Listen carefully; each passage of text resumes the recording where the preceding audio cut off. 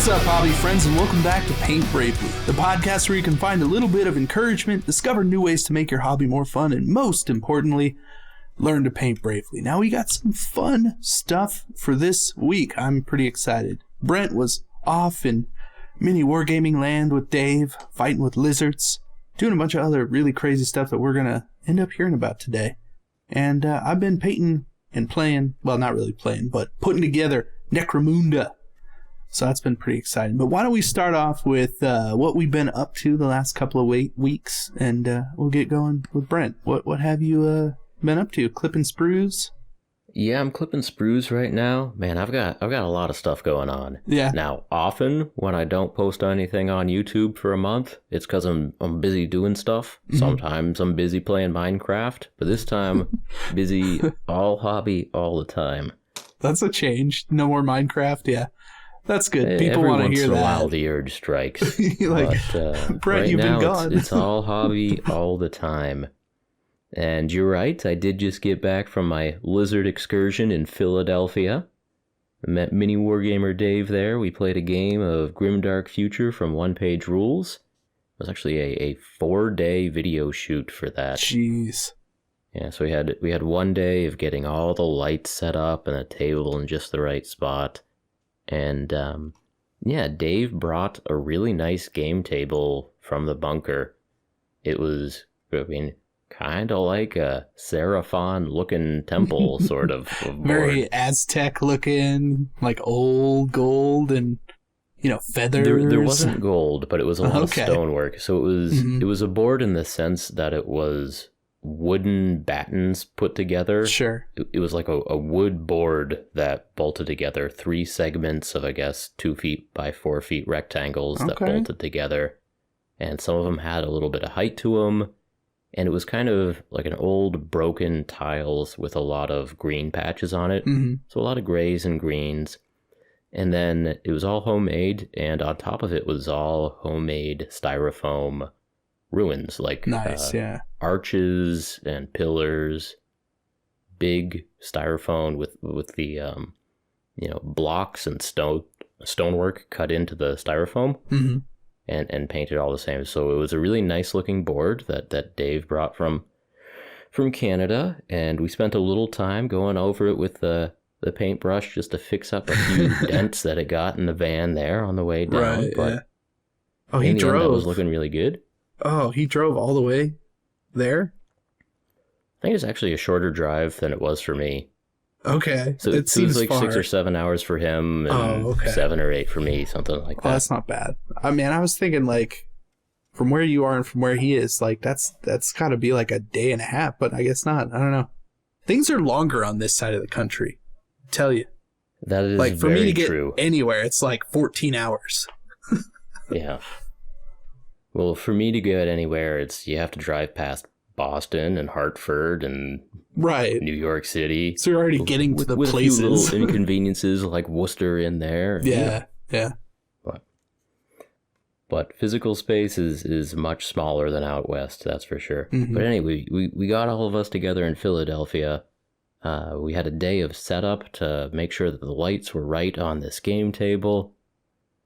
And get the cameras all in the right spaces. We got the robot arm able to very quickly at the touch of a button go up to an overhead view of the table, touch of a button down to look at Dave and I, looking a horizontal view at the two of us.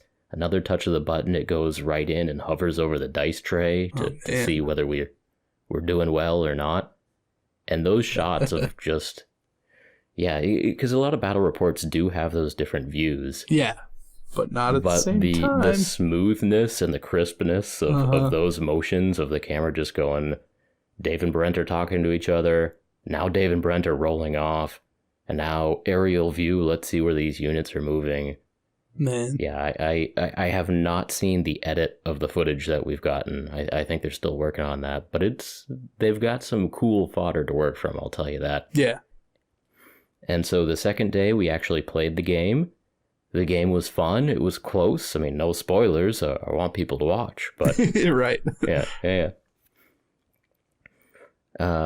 And we did a pretty good job of remembering the rules from one-page rules from Grimdark Future. I mean, at a certain point, like, if you're going to be asked to remember a set of rules, like, come on. It doesn't get shorter. It does not. I mean, I did a pretty good job. My lizards or dinosaurs have this special rule called Predator, which is essentially exploding sixes on attacks. Very cool. Yeah. I just didn't bother with that one. That is Seriously? way too much. Well, I forgot about it. I had a lot of other stuff going on. That's kind of that's like an exciting one though. That's like, all right, like I get wounds for free. Like it's like come on. Those are the exciting rules, right? Like when you have an arm and you're like, look, like this one gets rerolls 2s, but only if it's close to this thing within 8 inches. And then, you know, if I roll 4s here and then I can put an extra something, like those are the like not good ones, but the exploding 6s are like the gimme that you should remember. We didn't get in a lot of practice games. Maybe I can now understand we'll use that in the future. Yeah. But I can tell you it was a close game, even though I didn't use Predator. Which means that, I mean, just the power of deduction means you lost very slimly and would have won if it weren't for you forgetting that rule, is what it sounds like. It's not a spoiler, don't try to I'm just Sherlock guessing. Holmes this. You won't figure out who won I this won't game. figure it out. If it turns out to be true, I'm going to just call you out on it when it comes up. So Dave played a force of demons, and their big thing is coming in through the warp. Okay. And so I very quickly learned that they do a lot of damage. They can come out from the warp, or they don't call it the warp, but they come out from their wormhole. Yeah. And they can charge on the same turn that they come out from the wormhole. Yeah. Yeah. Well, that's pretty cool. And they get extra attacks when they charge and stuff, and so it was pretty brutal of demons coming out from the wormhole. And Dave was nice and only had one giant unit that just wormhole start the game. Just yeah, we're up in the wormhole off the board. We did start the game with at least some demons on the table. That's good. So, I mean, for I think camera's we were each sake, going a little easy with our special rules there. It was a gentlemanly like game. Yeah, that's fair. Except for this one moment. But again, no spoilers. No spoilers. Except for this one. Wormholed me. He got me with the wormhole. Yeah, wormholed me. Yeah. That's a good. I like that. Every time. Every time. So yeah, we played the game on the second day. And then on the third and fourth day, it was pickup shots. And essentially, we actually reset the state of the board so that we could have the camera come in and do all these crazy zooming shots of what units were where, and you know, all this crazy camera work when a combat was going on. It would, you know, go and look at this character's face, then this character's face, then this character, then this character, and look at their weapons. And nice. I don't know, hard to explain in an audio format. Well, yeah. And even with video, I'm just moving my fingers around trying to describe this. So yeah. I mean, it just from what they're using, the whole robot arm and everything, like you explaining it, I can see it in my head, and I'm trying to make it as cool as possible. And I don't think, like, I think the actual video is going to be cooler than what I'm thinking about. Probably a lot of other people are thinking about. Yeah. So it's pretty exciting because I know nothing like this has ever been done before. Certainly not, you know, almost $500,000 setup to film a one-page rules game. Pretty cool. Yeah. And I think it is $500,000. That's the number they gave me of like the amount of equipment that was pointed at Dave and I in our silly little game. It'd be the best looking video you're in ever. Yeah. And there was like a shot of Dave had a cannon, and when it was shooting a unit, they got a shot of the probe lens would go right into the cannon barrel. Right. And then the robot would arc the camera out from the barrel to land on the unit that Dave had targeted of mine. And so just doing all this clever stuff. And you think about sound effects being put in and all this stuff, like, yeah. Oh, wowee. Oh, yeah. Yeah, get some star wipes in there and everything. Oh, yeah. So, yeah. Yeah, that's Star what I did last week. So I've busy. Yeah, but video probably not coming out for a minute, at least on your end, or at least on their end, I should say. But on your end, are you like behind the scenes or? Yeah, I'm doing some kind of behind the scenes stuff. I'm showing I'm going to make a video of my process of painting up those lizards because I do think the lizards look pretty cool and I want to get that out of there. But also, I have some pretty cool footage of behind the scenes shots of a film crew pointing cameras at our minis, which is just a new experience. And all of this is so far and above what anyone has done before or anyone should ever do again. But just kind of looking at gaming from a fresh angle and hopefully getting some new eyes on all of this, getting some new people maybe interested in this hobby that we like, I think that'd be pretty cool. So yeah, I mean that's always worth it anyways. I mean, getting more people into miniature painting and hobbying and stuff, like we need more people all the time. Always recruiting. Oh man. So your last time we talked, you brought up the lizards, of course. You were 48 hours away from having to leave with them. Did you finish? Define finish? Oh, like having $500,000 in camera equipment, finished, pointing at it, like ready and feeling good. I was painting in the hotel room. I was painting in the video studio. Okay, yeah. Yeah, that's what you thought. So mostly finished, but still looking good. There were moments in filming where I'm like, "Can you stop pointing the camera at my Tyrannosaur and maybe point it at the geckos? The geckos look better. Point at those." Did you have like a hierarchy of like, just avoid this as much as you can? Or like, I didn't paint anything below this point of the model. and everyone in the studio was like, "No, Brent, it looks great. It looks fine. What are you talking about?" I'm like, that camera looks very good. And I know what it looks like close up. So. Right. Yeah. I think even like literally the best painters, you point a probe lens that close to a model and you're like, that's not very smooth looking, Like it starts to degrade rather quickly, in that scale when you're right up close to it. So, yeah. No, I mean, from what I've seen, they look really good, and they should look good on the camera. Yeah, thanks, man. I mean, they're beautiful models, and I painted many of them well enough to do credit to them and to get people interested in those Saurian Starhost characters. I mean, I'm pretty interested. For sure. I'm kind of on the edge with the lizards for a long time. But now that I've got lizards living in my studio, I kind of feel like I need to do that. Yeah. How are you, what are you getting into? Some Seraphons, some lizard bands? No, I mean round like bases or circular? Real lizards, like actual alive ones. So my garage space has been invaded by lizards trying to get out of the cold here in northern Nevada. So I've had a couple of decent sized lizards living in the couch in my studio.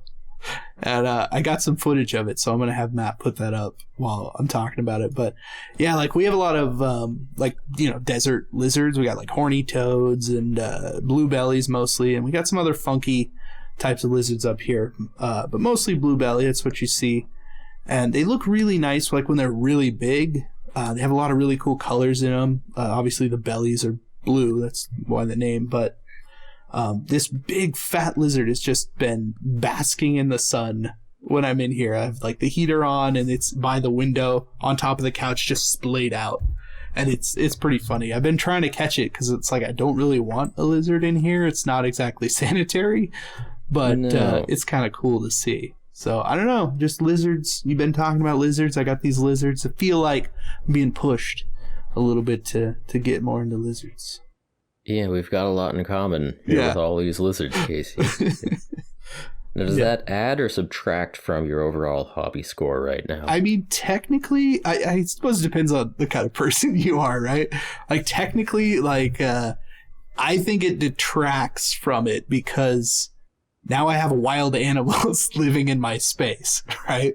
But it's not great. It's not a raccoon, but it's not great. So, I think that's a good point of view. It detracts from their hobby space because you have wild animals living in your hobby space. They are I think wild that's a good way of animals. looking at it, Casey. Yeah. I don't necessarily Very want mature them in way here. of looking at it. Yeah. Now if I was a different kind of person, it would 100% add to it, right? If I was a lizard player, say, and I just had a lizard army and there were lizards living in my studio, I think I'd feel pretty good about that. This is Lizard Central now. But no, I've had to clean up after them, and I don't want that. That's not what I want in my studio. In like on a nice couch too. It's not like a garbage couch. It's a nice couch. I want to be able to like lay on it. So. Oh dang. Yeah. Well, that's probably why the lizards like it, though. You know. Well, I think so. I mean, I got the heater going in here. Obviously, right now it's off, like that too. so it's kind of cold in here. But yeah, the heater's been on. They've been coming in from outside, and I'm not sure how they're getting in. That's the real problem. Yeah. Well, now you're learning why your house was on the market a few months ago, right? Yeah, exactly. That's what happens. It's all just going to be fun little surprises along the way. Yeah, that's true. So far, nothing terrible, nothing like I'm sad about. But, like some weird power issues. Like the heater and the lights are run on the switch on the wall, which I don't like, which means that I can't just plug all my lights into the ceiling and like have them turn on and separately do things. I have to like have it all on or nothing on. It's a little weird. But yeah. What I am excited about from One Page Rules though are those space rats. Space lizard, no. Yeah, rats. Those are coming along, aren't they? Yeah, I'm pretty excited about that. I want to go all in with those space rats. So, One Page Rules is definitely One Page coming Rules up. Sculpted a whole bunch of space dinosaurs first. Yeah. But they are clearly working on their space rats now. Yes. And yeah. all so that's good. pretty exciting. All good. Oh man, we'll have to, now that you actually have a fully painted army of something, I'll have to make my own One Page Rules army and throw them in a bag. We'll play a game. Yeah, next time you're in Maine, man, we'll play. We'll play. Honestly, I think the next time that we would actually see each other in person, you're coming to my house. Wonderful. Yeah. I'm not bringing my lizards with me. I'll print out the lizards. I'll do them up myself. You're painting both of our armies. Yeah. I'll have an entire lizard army, and yeah. Actually, that's not a bad idea. I could do that. There you go. I need to get chop it resin. up. Get some stuff ready to go. I'll remember my predator rule this time. Exactly. Yeah. See, I won't let you forget. I'm that kind of opponent. I don't want you to forget those exploding sixes. I want to see the destruction. Yeah.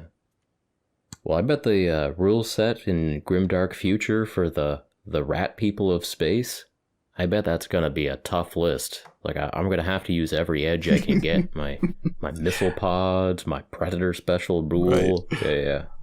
I know that would be tough. But wormhole thing sounds pretty cool. All right, Casey, we're more than 15 minutes into this podcast, and you know what that means. It is time for the hot tip of the day, hot tip of the week. Hot tip of the every other week.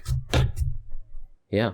Pretty much, yeah. But today, I have like 5 different semi-hot tips. Right, yeah. And you can, you pause your audio feed here. Just space them out however you want over the next couple of weeks. Just keep going. Mm-hmm. Right. Yeah. I'm gonna start it off simple. All right, cool. Toothbrush. Always pack a toothbrush. Casey is holding up 2 toothbrushes. I am too.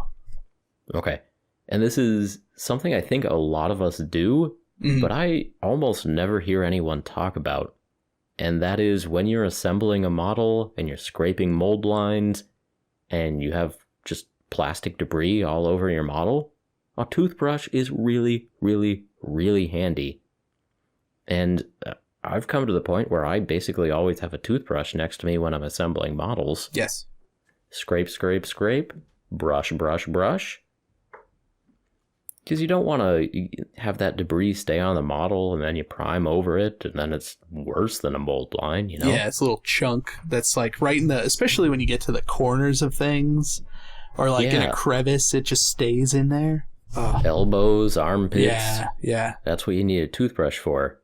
And I'm talking about mold lines for plastic models, but this absolutely works for 3D prints, for metal models, for resin models, all types of models. Yeah. Just to get all of the dust and debris and, flashing and everything off. Yeah, I mean, I feel like I've been doing that for quite a long time, and I don't know where I saw it. I don't know if it's just like an intuitive thing or if just like, this is just a thing that we do. I don't know. Yeah. Because I always have toothbrushes just sitting on the desk. Yeah. Now, there was a point where I was just using a big old paintbrush to do it. Sure. And then at some point, eventually, I got some toothbrushes. And the reason I'm mentioning it now is I actually purposely bought a few more toothbrushes to keep around my hobby stuff so that I'd always have one in arm's reach. Yeah. This time I bought children's toothbrushes. Okay. This line is called the Firefly. There's a button and it lights up and it blinks. It also has a little suction cup so you can slam it down next to the sink and you don't lose it. I have a couple of those. My daughter uses them. For you can use adult toothbrushes, child toothbrushes. Yeah. But anyway, hot tip of the day, consider getting some extra toothbrushes just for your hobby desk. Yeah, it's funny. The other day, my wife came out to the hobby space, and I had a pack of toothbrushes that was sitting out, and she's like, "Did you buy new toothbrushes? Like, why is there a 5-pack of toothbrushes out here?" I'm like, "Those are my toothbrushes. Why do you need toothbrushes?" I had to go into the whole thing. I'm like, "Well, doing the models when I'm scraping mold lines." And then since I clean a lot of models, like in a sonic cleaner, like, a little toothbrush off the model to get the paint off, that's super useful.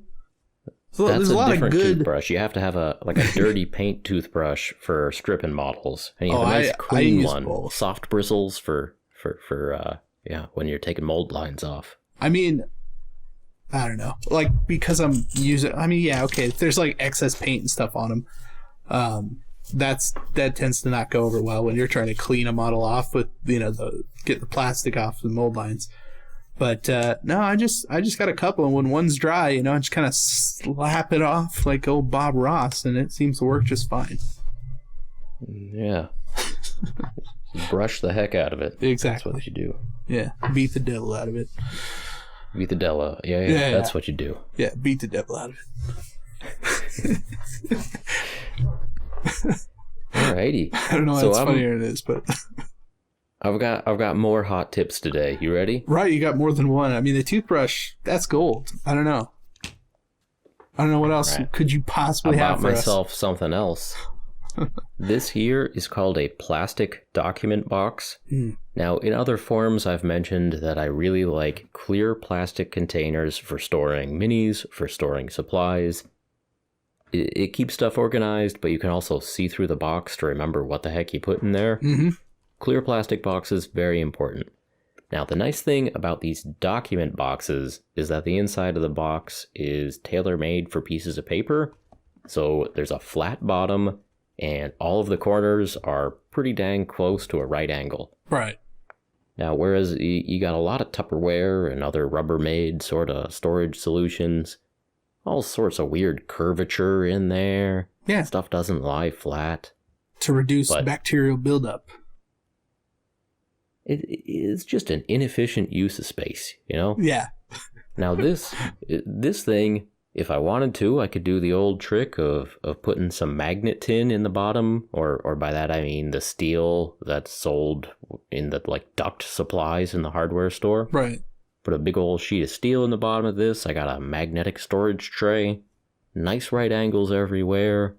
Clear so I can see what's actually in my storage tray.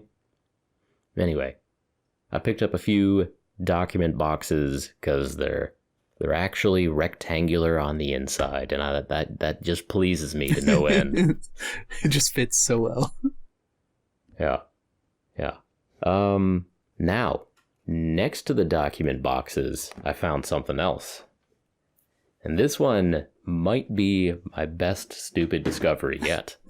So this is in the store, next to the document boxes, something called crayon boxes. Right, but not your average, like, elementary school crayon box. Right. Not a cardboard box that says Crayola on it that comes... No crayons are included. Right. It's a box kind of the right size for crayons. This is, again, clear plastic box, right angles on the inside, rectangular. Now, the crayon size, I think, is actually perfect for basing materials. So I've got one for sand, I've got one for chunky sand, I've got one for pebbles, one for rocks, one for little bits of wire, remnants of 3D printing supports. I've got all my basing materials in these little crayon boxes, which is so much better than what I had been doing before, which was round Tupperwares. Yeah. Which do not stack well, which do not slide nicely next to each other. Here I've got these rectangles. They stack well.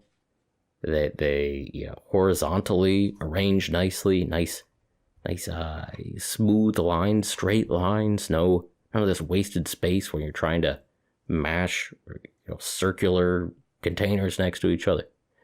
Look, I don't know, some of you, what is this guy talking about? You're right. You think about it, you'll see. Go out there, get yourself some truly rectangular boxes that are a reasonable size to keep some basic materials in. I think I may just win you over. I mean, just by looking at them from my end, I'm looking at it through a video. Like, I want to go get some of those boxes. Like, those look perfect for, basic materials, but also bits. Like, just big enough that you could put a lot of bits from one, like faction or type in there.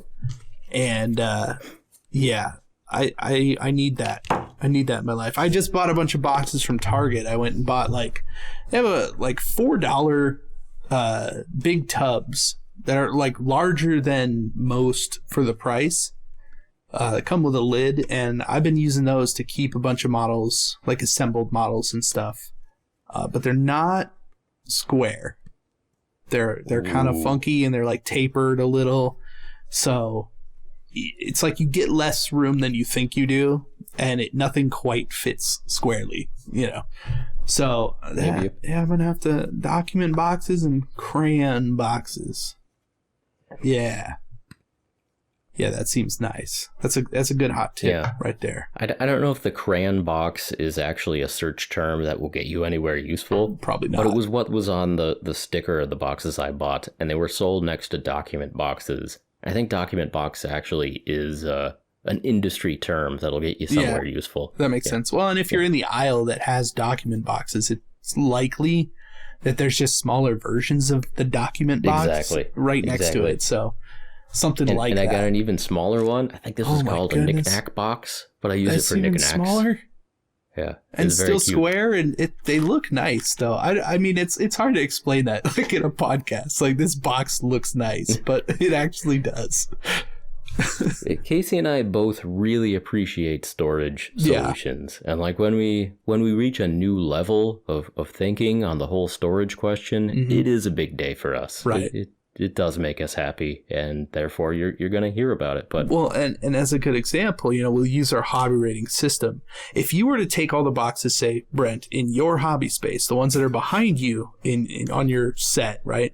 They're all rounded, they're all funky, they're all, uniform. You got a nice symmetry going on. But if you were to replace those with 90-degree angle boxes, I would give you an extra 0.1 or 2 for sure. I certainly would. Yeah. That's worth. Yeah. I'm not sure if it's worth me spending $100 on plastic boxes. I think I've already done that. Right. I mean, you could probably sell them all off and get half your money back. So I don't want to be doing a Craigslist ad for used plastic boxes. I'm a busy and important person, Casey. I don't got time for that. Yes. Got time to play Minecraft for a month before releasing a video, but don't have time for that. Look, I don't know what to tell you. I play Minecraft for 3-4 days, and all of a sudden it's a month later. I have no idea how that time conversion works. 3-4 hours to sell these boxes or recycle them. I don't know. Still. All right, Casey. We gotta keep moving along with the hot tips here. Yeah, you're right. We've been on these little clear plastic boxes for too long. Oh, they're so nice. Okay.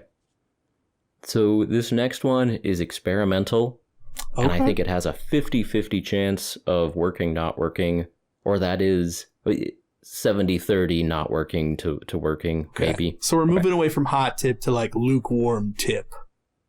To let's give this a try. To tip. Yeah. Okay. So you may know that I'm a person that loves to put magnets under the bases of my models so that I have the option of sticking them to steel, whether that be inside of a cake pan or some sort of custom built movement and storage system.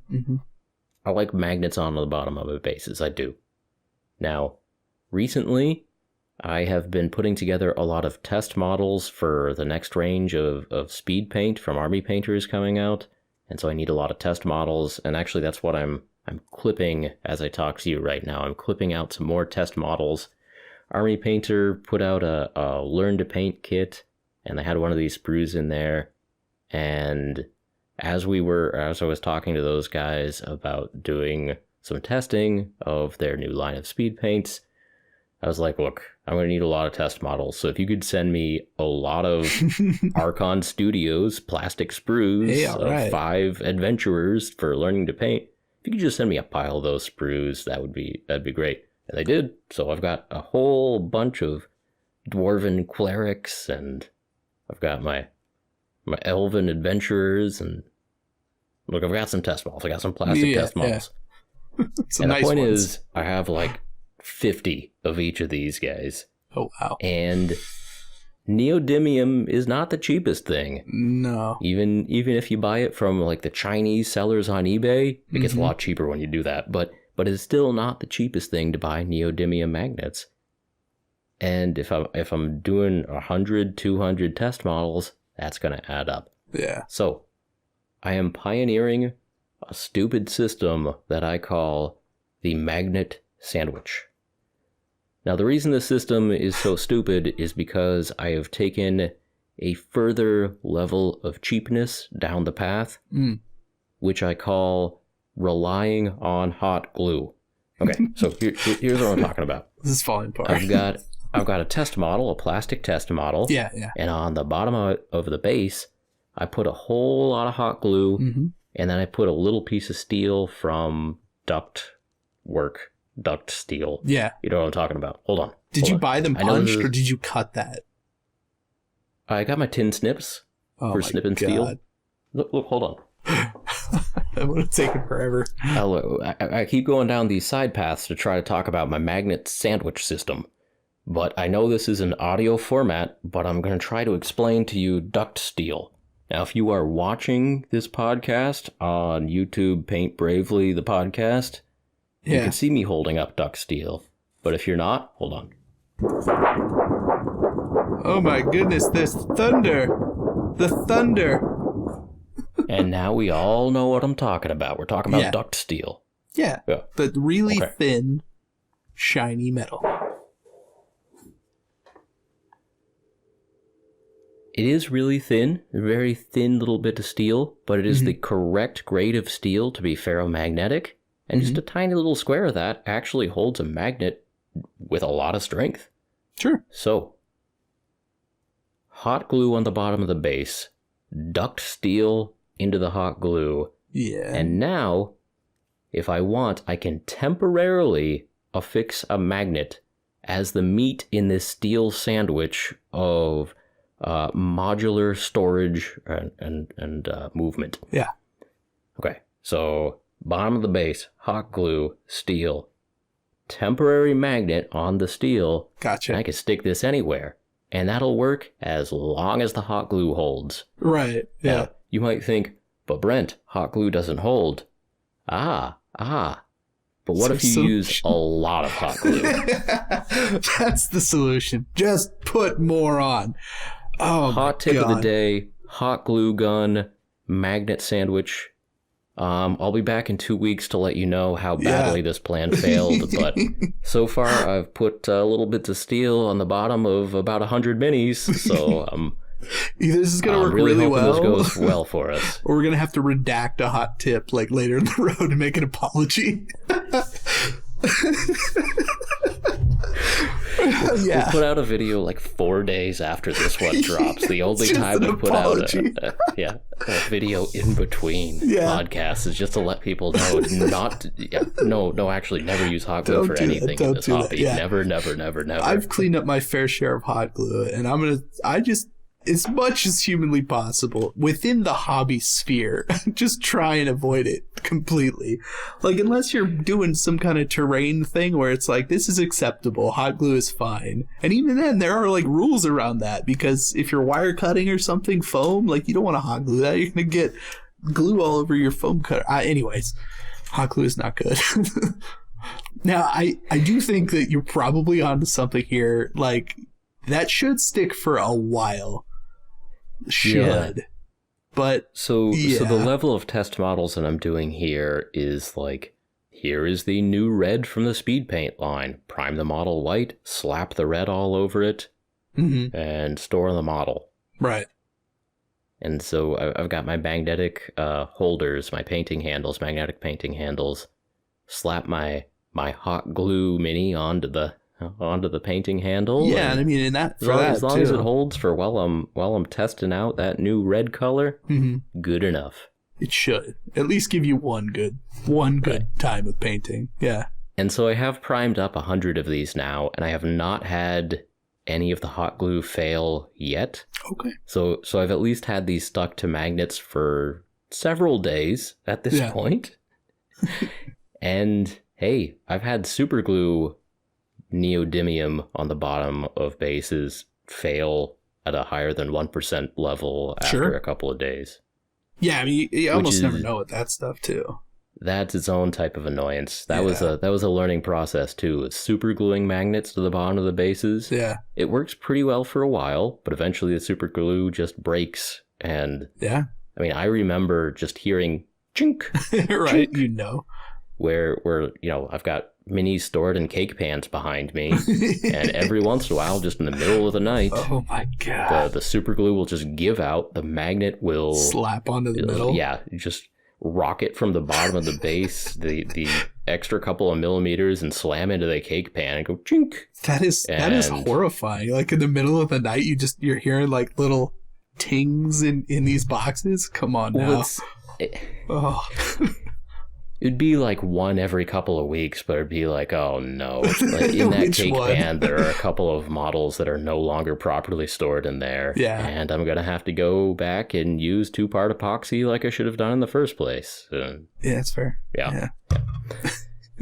So the actual tip is, if you want to put magnets on the bottom of your bases, rough up the bottom of the bases so that there's better adhesion, and you use a nice 2-part epoxy.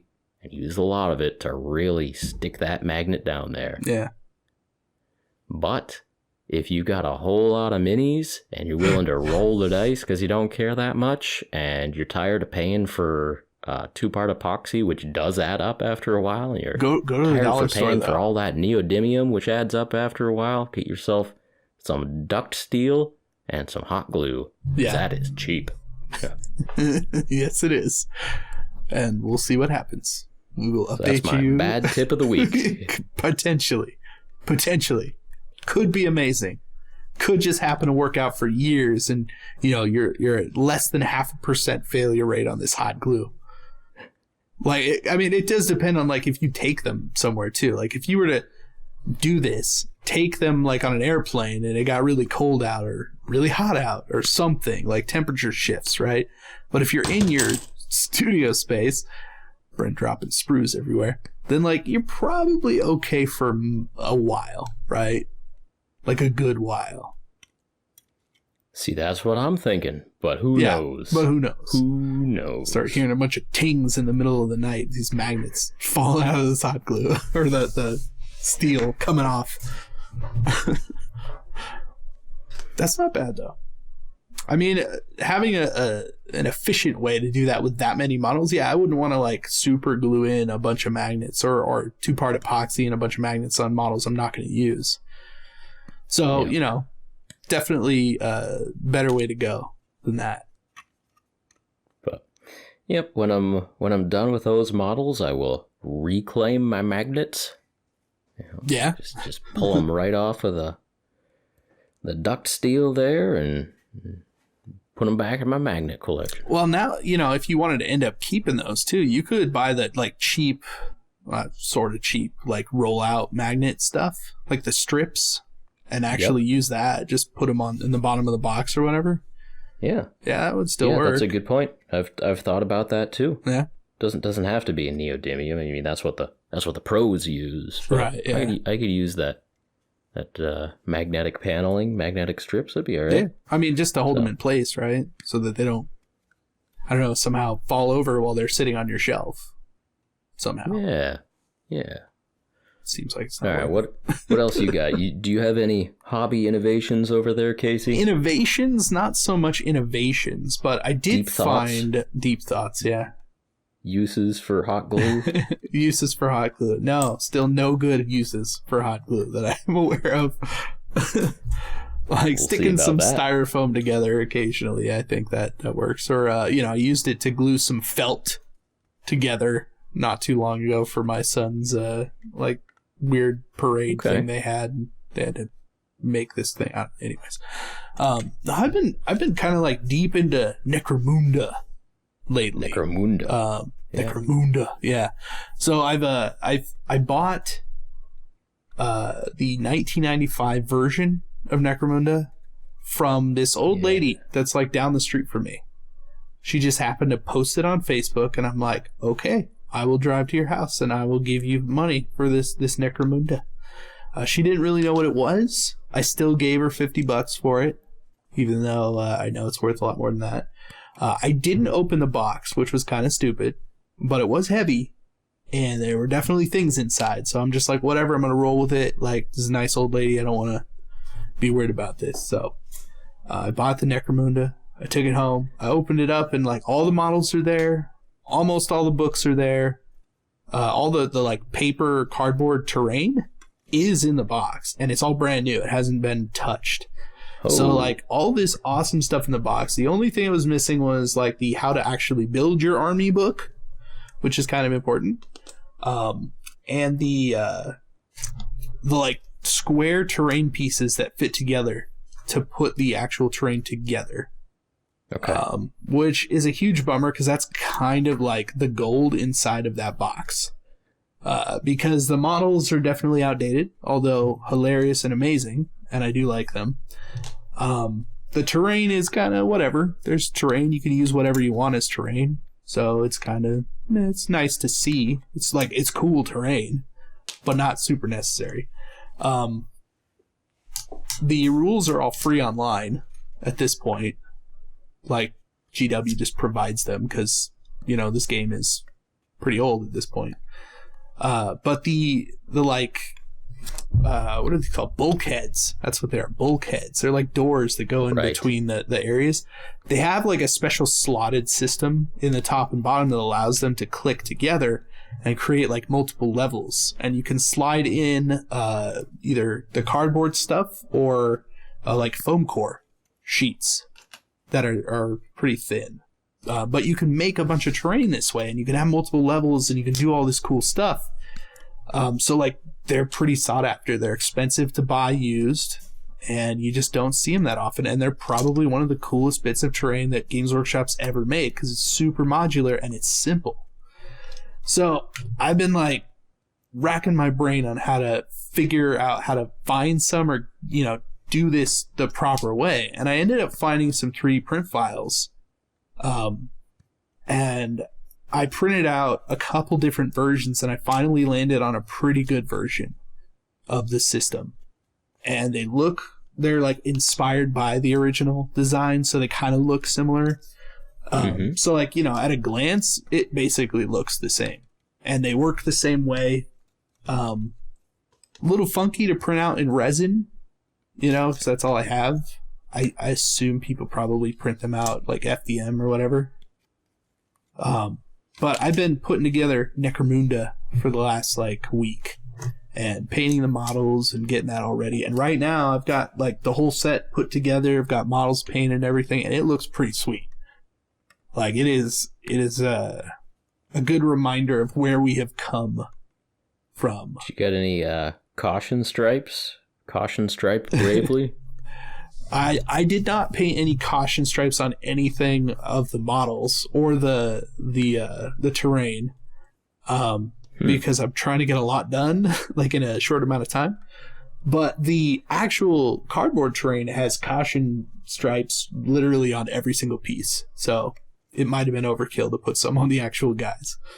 That being said, if I was going to scratch build more Necromunda guys, I would definitely do that, because I do like a good caution stripe where it's that nice bright yellow to like orange with the black lines in between. It's such a good look. Like on a good shoulder pad, like it's so good. You can't beat it.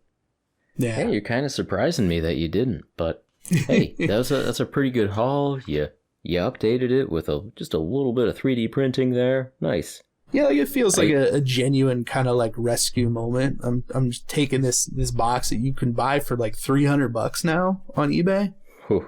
Yeah, $300 or $400 now for these things. And as far as I know, people like this version. I think I actually threw a set of those out like 5 years ago. No. When I had my awesome haul, I got a bunch of terrain in there, and I think I threw most of the just all like soggy old cardboard, and I was like, what the heck are these stupid things? And I think I tossed them. Like the literal best terrain that Games Workshop has ever made. Hey, like this was before useful. I had a channel and had really, really good excuses to hoard stuff. Oh, that is not a good excuse. I was condensing. I didn't have as many plastic bins to put stuff in. Shame. So I was trying to condense it, and like shame. Just the stuff I have no idea when I would use this in my personal hobby. Wow. And why would anyone use this? What the heck even is this? Why would anyone use this? It doesn't seem to connect to anything here. I didn't know it was meant for the soggy cardboard that I had already thrown away. So I can forgive you for the soggy cardboard, because obviously that's not gonna work out. You know, I mean, right. Maybe you could dry it out, maybe iron it. I don't know. Yeah. I wouldn't bother with something like that. But that's why it's so rare, dude. Is because people didn't understand it, and it probably got thrown away at a higher rate than Goliath. Sure. Certainly. Yeah. I did paint. I painted 5 from each squad that comes in the box. One of them's Goliaths, and they are fantastic. They're so stupid, like wonderful. So stupid. But they're so good. Like they all have the derpiest faces on them. And I did the eyes, right? I painted in the eyes and I got them. Well, I feel pretty good, but like even getting them where they should be, they're derpy. Like they look so stupid. It's very classic. Not like the box art at all, which looks epic. The models are terrifying. I can't believe you threw those away, man. I'm pretty sure. And also the cardboard from like a Titanicus or Epic 40K set. Really? Which apparently, like the cardboard skyscrapers. That you fold into the like only actual models of like a city from that universe. It was stupid cardboard. What? It's stupid I had to condense. I was living in an apartment, and cardboard condenses to flatness. Or it condenses by 100%. Or it's gone. But the man, like the terrain bits though, like yeah, they are they're pretty cool. Like because you can basically, you know, now that I have these, I'm just gonna go get some of that foam core, and like I can cut out whatever shapes I want, paint it, and there you go. You got unlimited terrain that just fit together in this whole system. It's really cool. So that's pretty sad that you don't have it anymore, especially because it is worth some money. Because I'd give it to you if I had them. Yeah, I'm sure. But yeah, like people don't buy the Necromunda box for anything else. I think that's why they buy it. So bummer. Also, the box looks really good. The actual just having the box sitting around is like, yeah, that's sweet looking. That's game. Pretty cool. Yeah, that's pretty nice. Yeah. Yeah, if that grandma took care of that Necromunda box, then so all is right in the world. Yeah, on the inside of the box, there were a bunch of like photocopied roster lists. Like somebody photocopied the back of the book and like did their roster lists, and like there are just a bunch of ridiculous names on all of them. So that's gonna be good. Because I'm obviously gonna be making a video about this. A lot of them I'm gonna have to blur out because kids will be kids. But pretty awesome. Like you can see that somebody actually played it, which is really cool. Dude, that's all because the actual names of your characters. Yeah, like I could just use their rosters. Yeah. Yeah. The names that those people were given 25 years ago. Right. Yeah. Yeah. Yeah. They've grown up since then and retained their names, and you know their true names. So, the true names of these models. Other than the ones you need to edit to be able to safely have ad placements on your YouTube video, then you should, exactly. Safely be able to post these. These videos are okay for all ages. Yeah, some are pretty colorful. Yeah. Oh man. Wonderful. One I do remember that not bad. Yeah. Now you need to go back to that lady and what else you got? Yeah, right. Jonesing. I know you got more. I know you have more in there. So like apparently she every so often buys storage units. And she just sells the stuff on Facebook. So this was part of that. And I was like, okay, look. This wasn't, her son's Necromunda box from. No, although 97. she did tell me that her son told her to sell it for at least $50 because she was like, $10? And then her son was like, no, that's Games Workshop. You need to sell that for money. Yeah. Fair enough. She was surprised because it went up and I was over there that day. Like, I got that notification, and I'm like calling this old lady, like, you don't sell that Necromunda to anybody. Excuse me, ma'am, I'm here about the Necromunda. Yeah, I did too. I just pulled up and walked up to her. Do you have the Underhive expansion? Oh, man. Yeah, she had no idea what it was. She's just like, is that a board game? Like, yeah, something like that. Like, it's fine. Just give me the box, lady. I gotta go. Yeah. There's 3 cars, each driven by like a 35-year-old man outside of her house. We're gonna fight for Necromunda today. Just eyeing each other. Yeah. Eyeballing each other. First. Exactly. Oh yeah, started bidding war right in the lawn. Because of course, like those 3 people, myself included, are not gonna get into a fight over a board game like physically. Like I have more expendable income currently, so I will use that to my advantage. Yeah, it was good. She didn't fight me for it or any of that. All right. Yeah. So I've been working on that. Yeah, trying to think of I need display cases. That's what I need. Ooh. I need some display cases because I got room in here for like I'm putting a table in, and I need to be able to put my models up where they're not going to get ruined. Because right now I got like a little like DVD display case that holds quite a few models, but I can't fit a lot of the bigger models. So right now a lot of the models I have are just out and they're getting dusty, and that's no good. I do not want them to get dusty. So I'm looking for display cases. And I know a lot of people are going to go Detolf. I know that's a pretty common suggestion, and I don't want the Detolf. But I'd like something within that price range. That is the classic IKEA display case. That's a lot of glass. It's got like 3 or 4 glass shelves inside of a big, tall glass rectangle. Mm-hmm. People sell modifications to add more glass shelves and to add LED lighting. Yeah, there's all sorts of It is a common solution.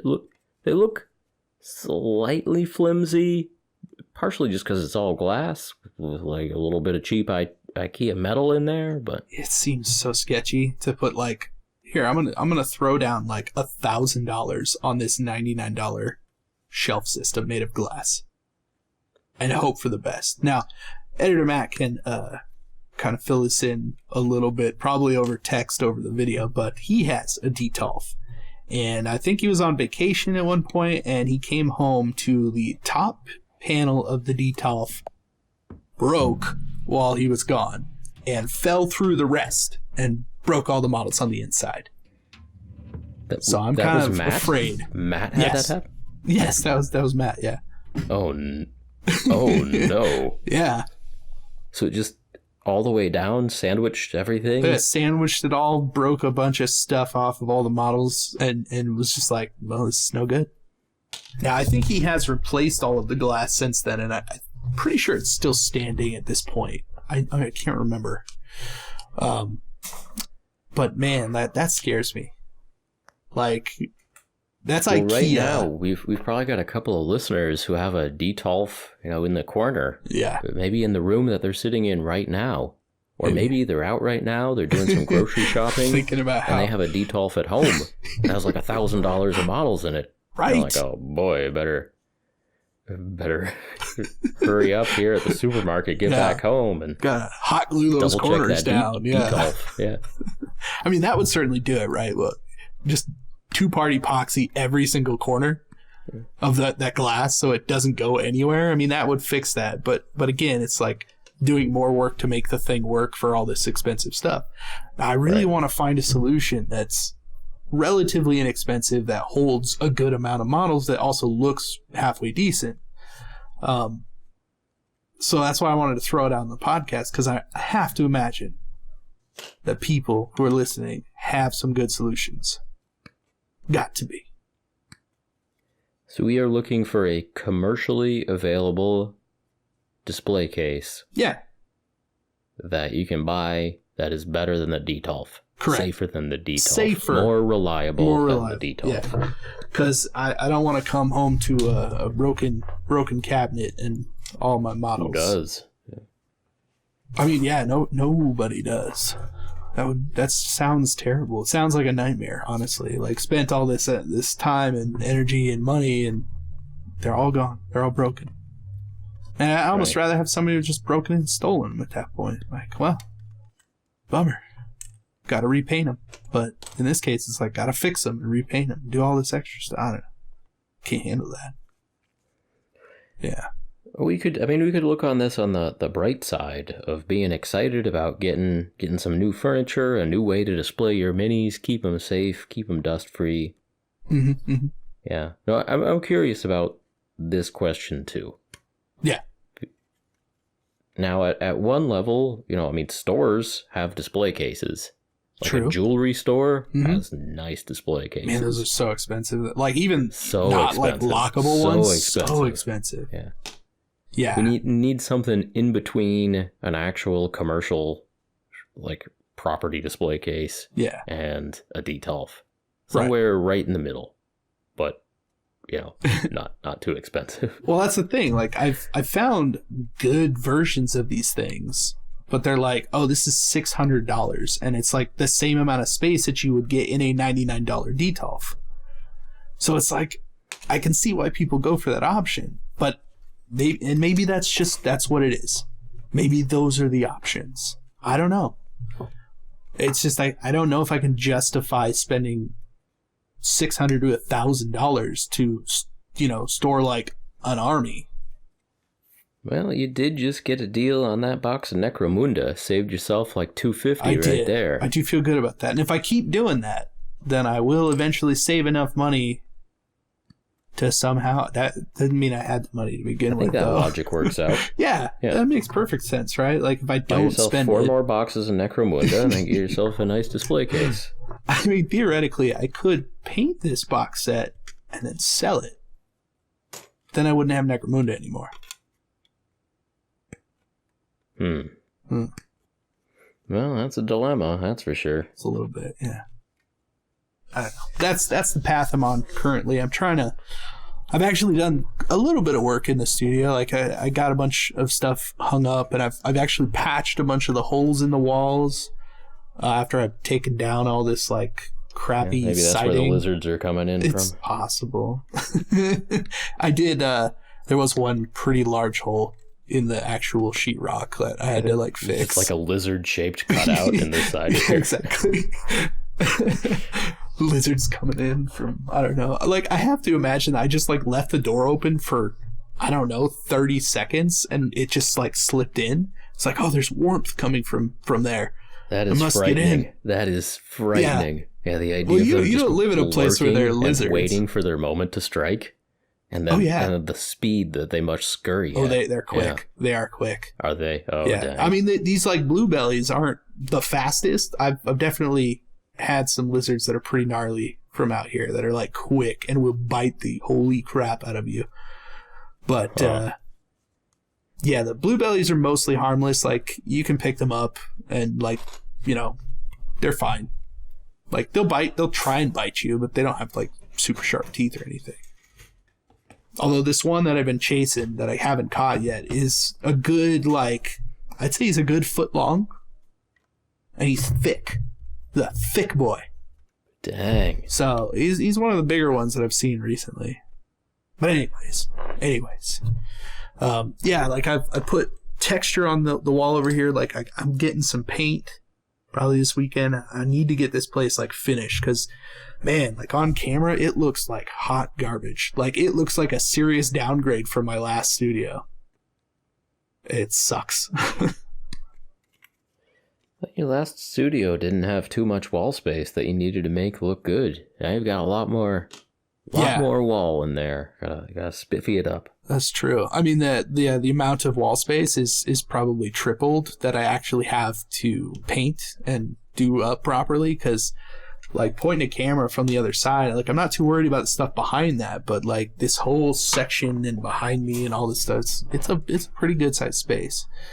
So I don't know. Like I'm wanting to do like, you know, display cabinets. I definitely am going to look into those document boxes, because like having nice uniform square boxes, man, that sounds so good. Because like I got some nice shelving in my like storage space, and I bought all those boxes from Target, kind of have everything stacked up, and most of my models are put away currently in those, so at least they're not getting super dusty. But you know, I also want to be able to pull things out and know where everything is, because right now, man, I don't know where almost anything is. Like, I had to search for the power cord for my 3D printer just to get this project done. Like, I had to look. And it took me a while. And that sucks. Yeah, that's how moving goes. For sure, yeah. Yep. Oh,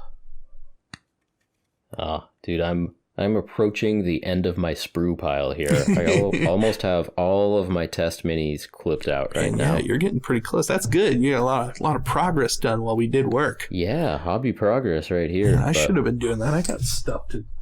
Yeah, I'm sure I got we sprues. started to talk about this, but Army Painter for their next round of speed paints. So their initial release was 23 colors, and they are working to bring the line up to 90 colors, which seems like a too big of a jump, if we're being honest. But that is a lot of paint. Yeah, to assist in that process, they're doing a little program called the Paint Development Team. And so they've enlisted me, Dana Howell, Ninjon, and the guys from Watch It Paint It to, kind of act as consultants here to help guide the formulation of the last couple of colors in this line, and to be essentially beta testers, alpha testers. Mm-hmm. And it's not something that I've seen a lot of companies do in our little niche here. Very true. And yeah. I think it's a cool idea. I'm still early enough in the experience that I can't say how well this particular collaboration is going to work out. I hope it's going to be great.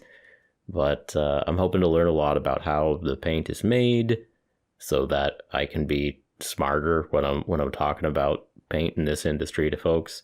Mm-hmm. But yeah, just also speed paint is available at like my local mall. Yeah, speed paint is everywhere. Army Painter is everywhere. So I absolutely want it to be as good as possible for when beginners happen to pick up a box of Army Painter as their first supply. Yeah, and that's inevitable for almost everybody. That's where I started. Sure. Yeah. Like, I came back in. It's all Army Painter. Yeah. So I hope this experiment is gonna go well.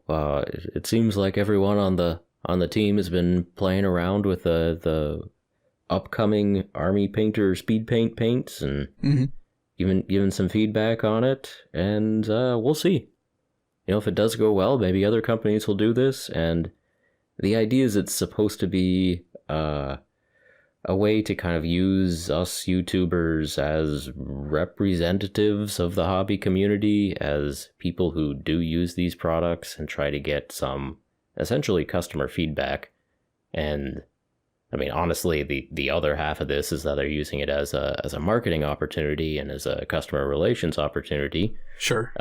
Which is fine too, but the more interesting thing is that they are getting early customer feedback in the development process of this stuff, and that is cool. Yeah. All I want to see is like a Paint Bravely teal. Done. Ooh, yeah, we can do that. Yeah.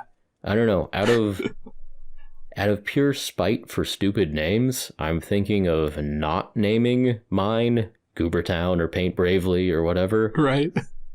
Brave Teal? Maybe. Brave Teal's pretty good. Yeah. As long as there's an actual descriptive word in there, it's not so bad. Well, yeah, if it says teal like on brave, the medium, teal. Sure. Yeah.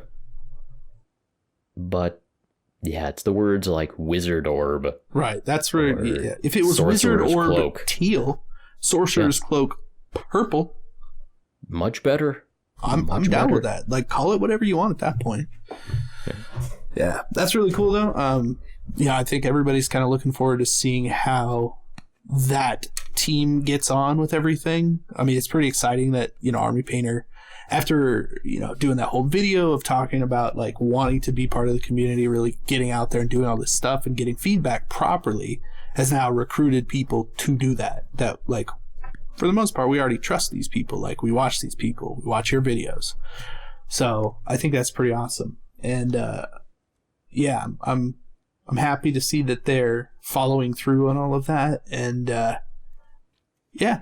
second round of speed paints. We'll see how it goes. Hopefully we're able to provide good feedback. Hopefully they take that feedback. Well, hopefully it's not just a customer relations marketing push thing. Hopefully they actually do want the feedback, and we shall see.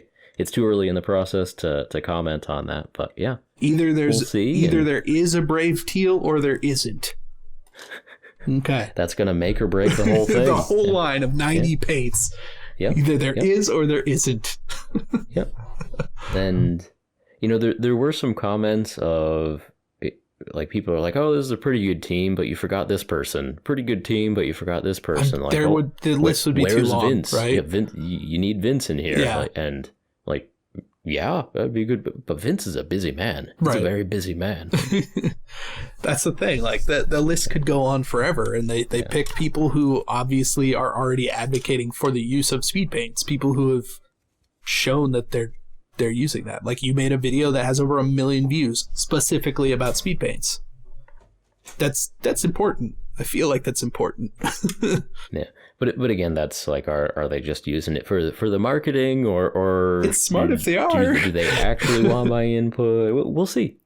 I mean, honestly, like, I would rather give them the benefit of the doubt, considering absolutely. the type of company 100%. They are, and the people who own it and work there honestly seem like genuine people, like hobbyists that give a crap. Mm-hmm, so I personally think it's great, and I think it's all for the best, and we're in for some good stuff. Yeah, I'm excited. I'm gonna give it a fair shot and hope for the best, and yeah, interesting to see companies in this niche taking this pathway. Army Painter didn't exist at all until 15 years ago. This is their 15-year anniversary. Yeah, and so it's awesome to see what you might have called like a third party before, or a small company before, become a major player in the industry and start to do some kind of innovation in the way things are done. And Yeah.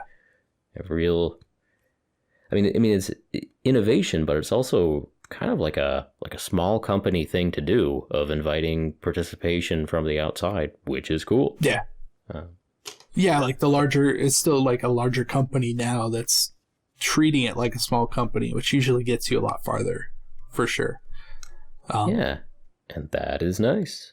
Yeah. And I mean, it cannot be overstated that they're literally in like every hobby shop. So like the better that this company does, it's better for everyone.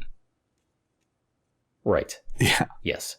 Or the better that their products are that are already in every store, yeah. the better that it is for everyone. The more money they make, the better it is for us. That is one reason why I do want to take this opportunity, make sure that I give the best feedback I can. So, actually, if you're still watching this video and you have some colors other than Goober Green and Brave Teal that you want to see in this line, now's the chance. So. Exactly. If you are a speed paint user and you're recognizing obvious holes in the line, put them in the comments below, and I'll play around with the supplies they gave me here and see if it makes sense to include that. And they have already formulated like 42 of the next 67 paints. But there are a few holes still in there, I think, that we'll try to plug. Yeah. Oh, I'm sure you'll find the holes to find the colors to put in. Like, there can always be more colors. To a point. I mean, the kind of the point of speed paint, contrast paint, or whatever you call them, is that you got the shadow, the mid-tone, and the highlight all in a single bottle. True. So it's like you turn every triad into a single bottle. So the fact that there are 90 colors in this line, it seems like a lot. And because of that, I think it's even more important that the names are actually really descriptive. Yeah. Because, I mean, let's face it, sometimes the little hexagon of color on the bottle doesn't really tell you what it's going to look like when it's on the model and try. Well, that's something too. It should just be more. But anyways, okay, so then if Bravely Teal is taken, then Bravely Jade, that kind of works right next to it. I propose 10 colors that all just start with Brave. This is so good. Like, why? A reason? They'll probably sneak one of them past the censors. Right. Yeah. They'll forget to change the name on one of them, at least, for sure. Just saying, because at that point, I'm going to buy every bottle in every store and just give them to people. Wonderful. Yeah. Oh my goodness, Casey, I just finished clipping my last sprue. Well, you know what that means. Well, on that note. Yeah, thank you again for joining us on another episode of Paint Bravely. If you enjoyed this podcast, please help us out by leaving us a review on iTunes, subscribing to the YouTube channel, and sharing this message with your hobby friends. And as always, we appreciate each and every one of you for listening, and we will talk to you next time. Talk to you next time.